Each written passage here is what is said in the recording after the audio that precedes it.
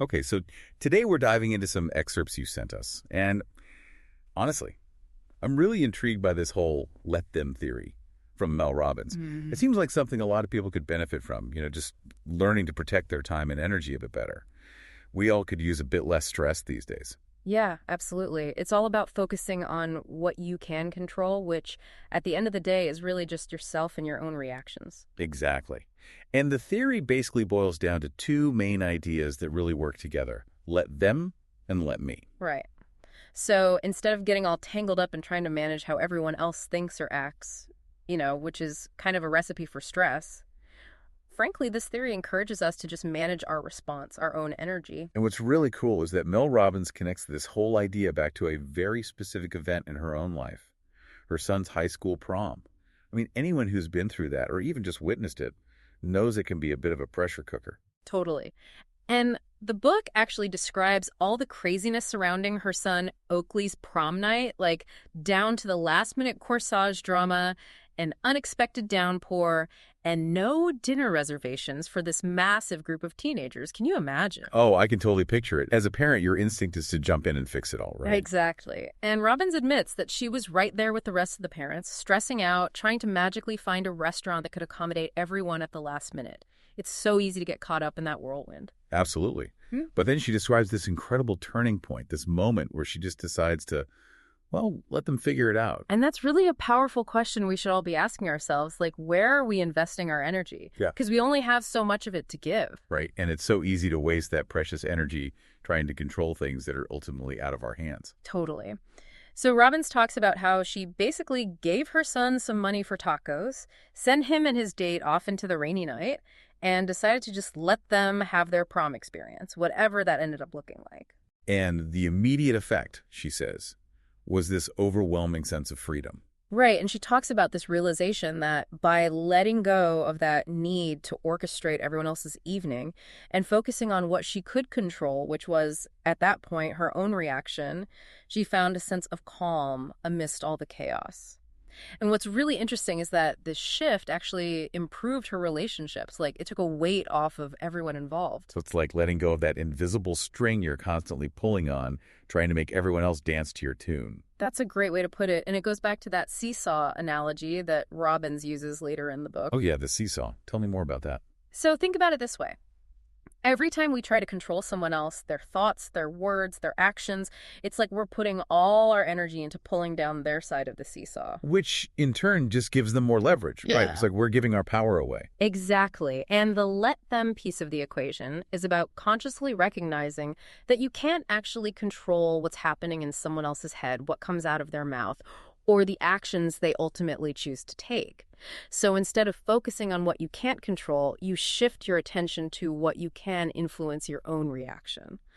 And that's where the second part of the equation comes in the let me. Okay, so let them is about letting go of control, and then let me is about taking responsibility for yourself. Exactly. It's about recognizing your own needs and desires and then taking action to meet those needs. You're basically shifting that center of gravity back to yourself. Got it. So it's not just about accepting what others do. It's about actively taking charge of your own experience. Right. And one of the examples the book gives is this situation where a woman finds out that a bunch of her friends went on a weekend trip without inviting her. I think we've all felt that sting at some point. Oh, yeah, for sure. Like instantly you start overthinking, what did I do? Why wasn't I included? It's so easy to spiral. Totally. And that first instinct, Robin says, was to try and fix it, to reach out, smooth things over, soothe that anxiety of feeling left out. It's almost like we think we can control other people's decisions by managing our own reaction. Yeah. And in this case, you realize, like, wait a minute, they have every right to spend their time however they choose. So she decided to let them have their fun weekend, and instead she turned her attention inward. That's where the let me comes in. Exactly. It's about asking, what do I want? What do I need? Instead of dwelling on why she wasn't invited, she started thinking about her own desire for connection, her own role in nurturing her friendships. So instead of let me figure out why they didn't invite me, it's let me think about how I can build stronger connections moving forward. It's a completely different energy. Totally. And it's much more empowering. Okay, so that's how it works on a bigger scale. Yeah. But what about those little everyday annoyances that wear us down? I mean, the book talks about how we can apply this to those little things too. Yeah. Absolutely. This theory can be a really practical tool for managing those everyday stressors that just pop up all the time. Like, take the classic example of being stuck in a ridiculously slow checkout line. It's so easy to get annoyed and impatient, like your time is being wasted. Right, like, come on, people. Yeah. Yeah. But by consciously choosing to let the line move at its own pace, accept that this is just the reality of the situation right now. You're essentially protecting your own mental space. It's like building a little shield around your own energy. Yeah. Right? You're not letting some external, uncontrollable factor dictate your internal state. Precisely. And the book actually brings in the science behind this, explaining how our bodies react to stress on a neurological level. It's not just a mindset thing. It's actually affecting our physiology. Right.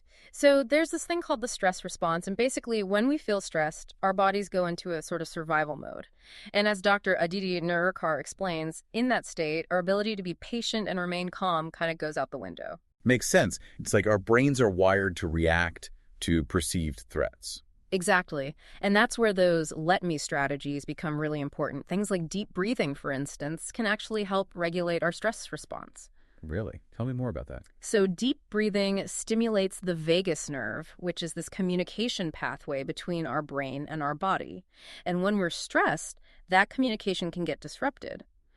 But by consciously engaging in things like deep breathing, we can actually activate the vagus nerve and send a signal to our body to calm down.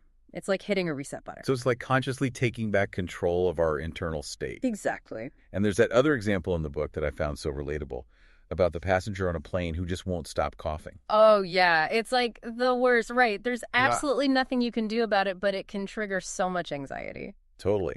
But instead of focusing on the coughing, which is, again, completely outside your control, the book suggests shifting your focus to what you can control. Yeah. Your response. Right. You can't make them stop coughing, but you can put on a mask, be mindful of your personal space, focus on what you need to do to take care of yourself in that situation. Okay, so we've covered relationships, everyday annoyances, even plane etiquette. But what about work and ambition? Like, how does let them play out in the professional realm where things can get pretty frustrating? Yeah, careers are definitely a big one. So the book gives the example of someone who's been passed over for a promotion, which is a pretty common experience. And it's so easy to get stuck in that cycle of resentment and blame.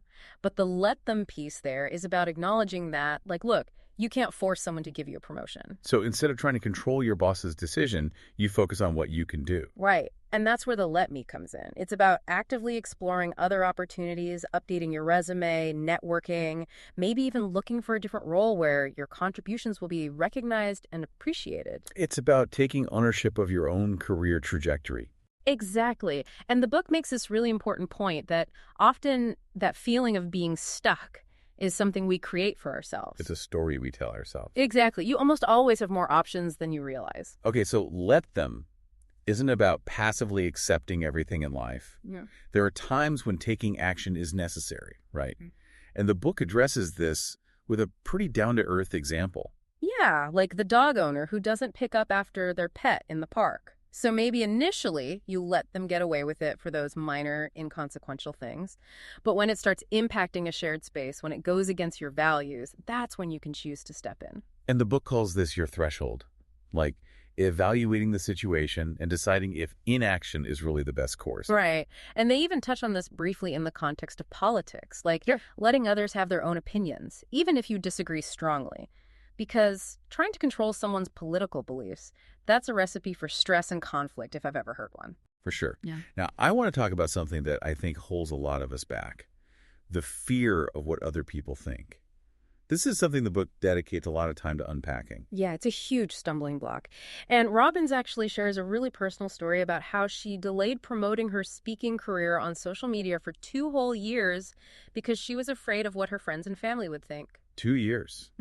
That's a long time to let fear dictate your actions. Yeah, and she talks about the anxiety surrounding this shift, going from personal updates to professional promotion.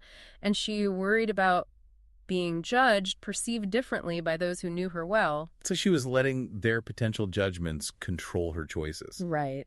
And she describes all the energy she wasted crafting these perfectly curated posts, constantly self-monitoring, worrying about likes and comments. It was exhausting. And how did the let them principle help her overcome that?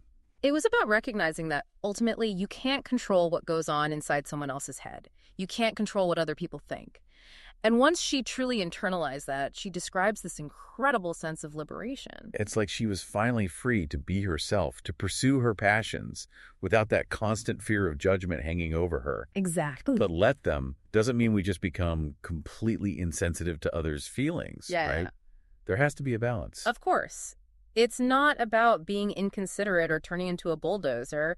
It's more about learning to honor your own needs and values while navigating the needs and emotions of those around you.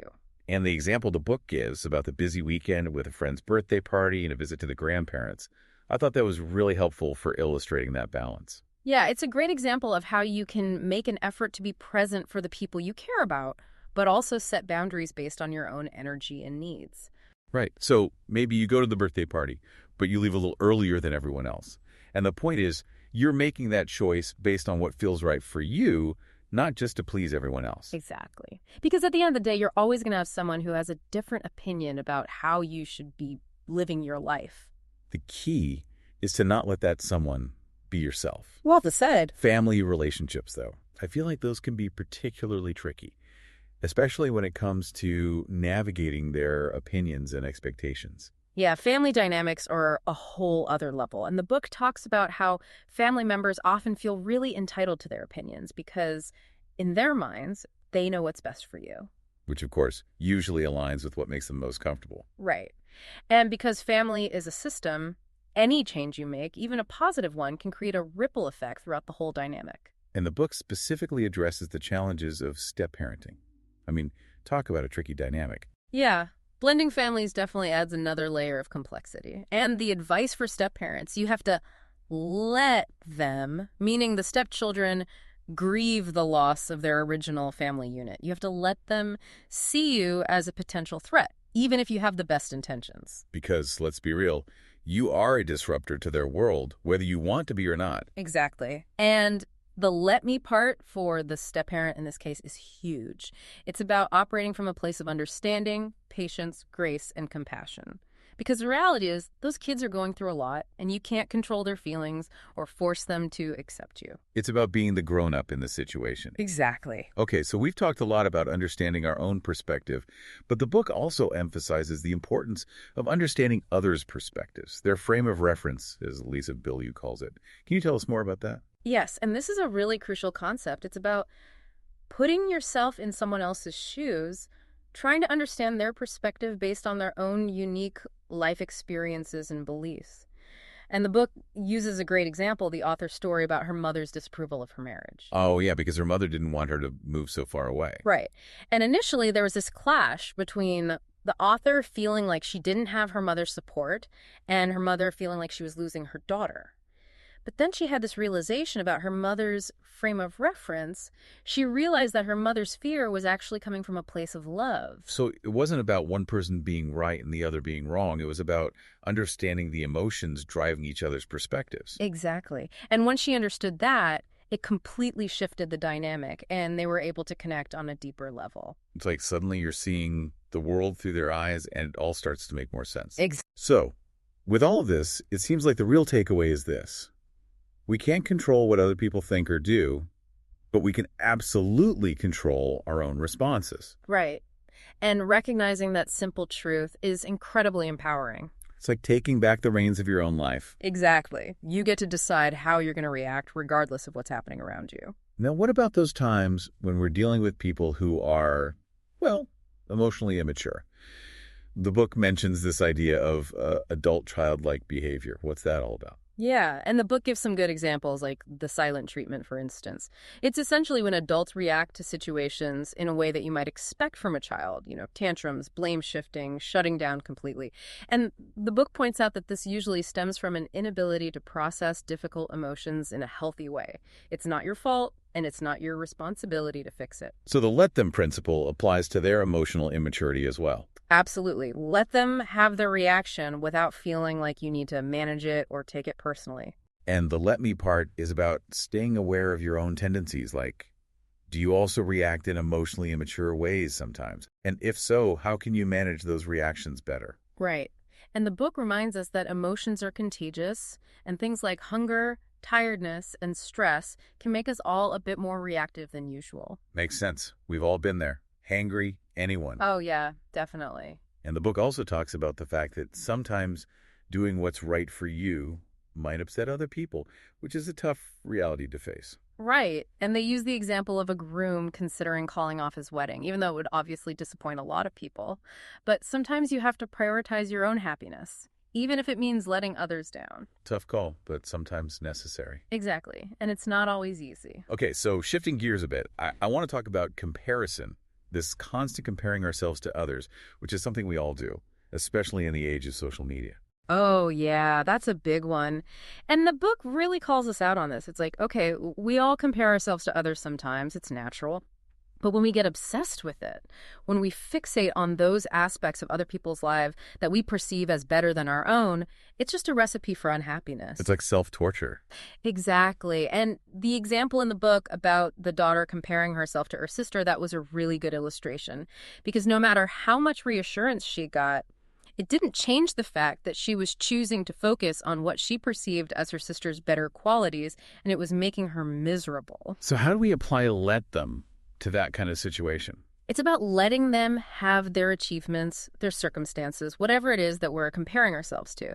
Because the reality is their life isn't our life. We're on different paths. It's like we're all playing different card games, and it makes no sense to compare our hand to someone else's hand. Exactly. We need to focus on playing our own hand to the best of our ability. And the book also mentions the potential dangers of unchecked comparison, how it can contribute to things like eating disorders and other mental health issues. It's serious stuff. For sure. But can comparison ever be a positive thing?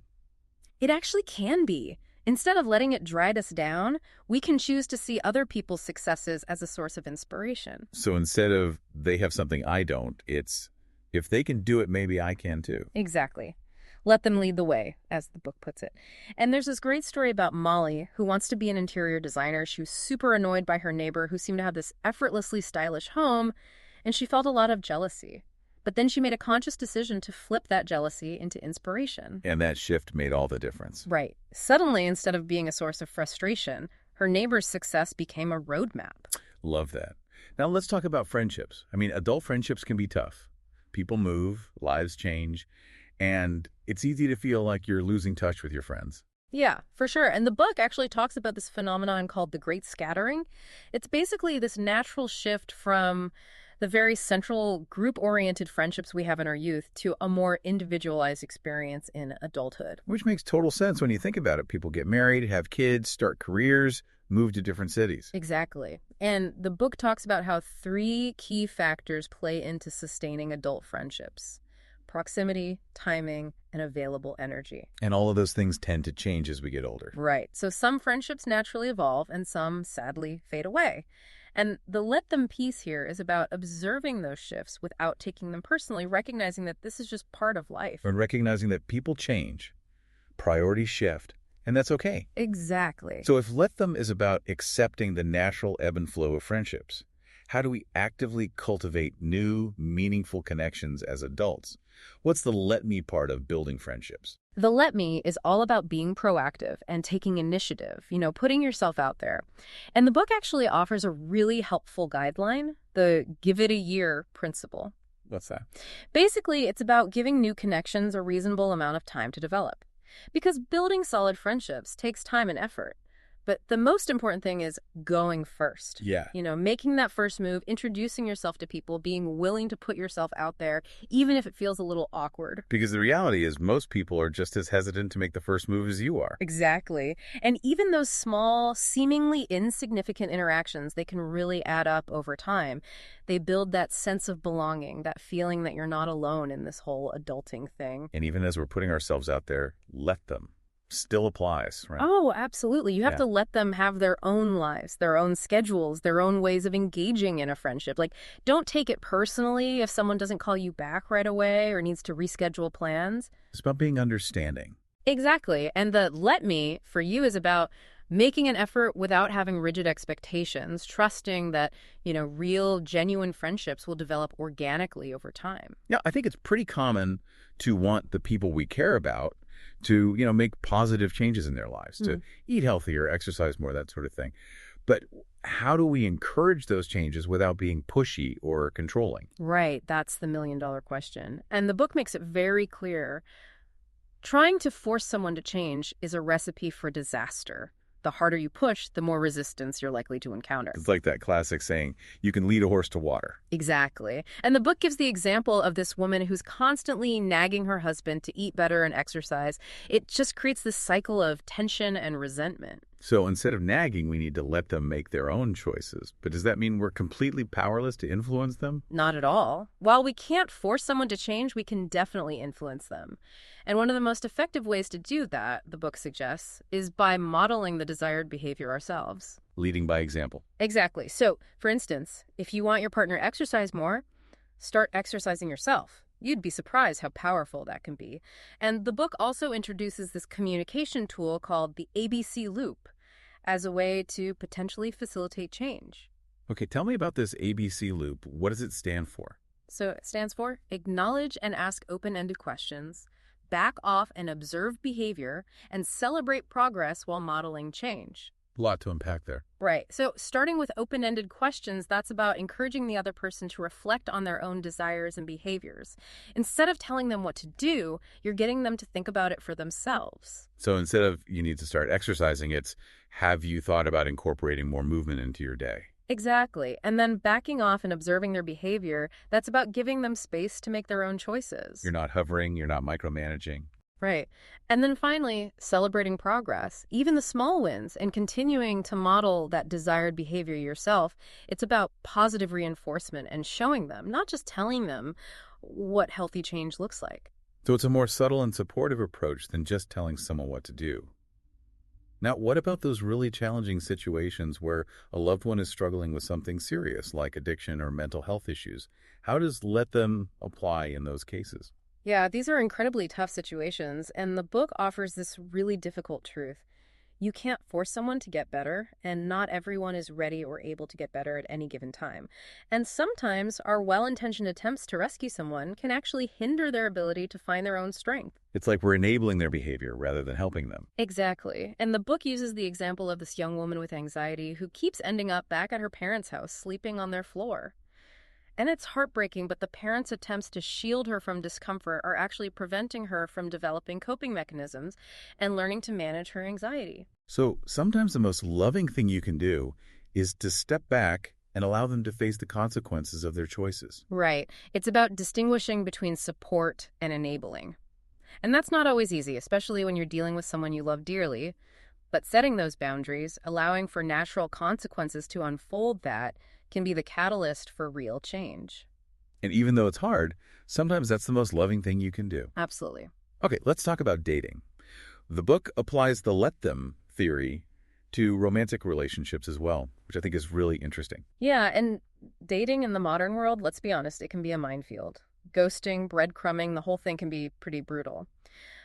But the book stresses the importance of being authentically yourself, that's the let me in this context, and being really discerning when it comes to who you choose to spend your time and energy on. So don't make excuses for bad behavior. Right. If someone's not treating you the way you deserve to be treated, let them, let their actions speak for themselves. You deserve someone who's genuinely interested in you and who wants to put in the effort to build a relationship. And what about those people who just can't seem to commit? Again, let them. If they're not ready to commit, you can't force them. And honestly, why would you want to? You're worth more than that. Totally agree. And the ABC loop, the book says, can be helpful in romantic relationships too. It can help you figure out if someone is genuinely interested in making changes or if they're just stringing you along. Good to know. And the book also points out that even if someone is committed, that doesn't necessarily mean you're compatible long term. Right. Commitment and compatibility are two different things. And sometimes those fundamental differences, those incompatibilities, they're just deal breakers. Exactly. Like if one person wants to move to London and the other is dead set on staying in the U.S., that's a pretty significant hurdle to overcome. For sure. And the book encourages us to ask ourselves, Will I ultimately regret compromising on this more than I would regret ending the relationship? Because sometimes ending a relationship, even if it's painful, is the best choice for both people in the long run. Tough but true. Yeah. And for those who are going through heartbreak, the book offers a lot of support and practical advice. Yeah, heartbreak is really rough, and the book doesn't sugarcoat it. But it also provides a lot of really helpful research-based tools for getting through it. Things like implementing a strict no-contact rule for at least 30 days, making an effort to refresh your environment, reaching out to your support network, and focusing on filling your life with positive activities. So it's about being really intentional about your healing process. Exactly. It's not about just loving yourself, which, as the book points out, is much easier said than done when you're in the throes of heartbreak. Right. It's about taking concrete actions to care for yourself. And at the end of the day, the book emphasizes the importance of applying these principles, the let them and the let me, to the most important relationship of all, the one we have with ourselves. Absolutely. It's about treating yourself with the same compassion and respect that you would offer to someone you love dearly, establishing boundaries, pursuing your dreams, and allowing yourself to just be without the need for constant external validation. So as we wrap up this deep dive into the let them theory, it seems like the overall message is really about reclaiming our personal power. It is, and the book uses this great analogy of the sky, how the weather is constantly changing and there's nothing we can do to control it, but we can choose how we react to the weather. We can choose our own internal climate. Exactly, and that's a really powerful realization. Well, thank you so much for guiding us through this material. It's been really insightful. And to you, our listener, thank you for sending us these excerpts. We hope this deep dive has been helpful and maybe even sparked some new ideas for you. It was my pleasure. As you go about your day, maybe consider this. What's one area in your life where you can consciously apply the let them principle? What would it look like to just let go of that need to control something that's ultimately outside of your control? And what would it feel like to shift that focus inward to that let me space? It's something to ponder, and hopefully it will lead to a little more peace and a lot more personal power in your life. See you on our next deep dive. Until then, take good care.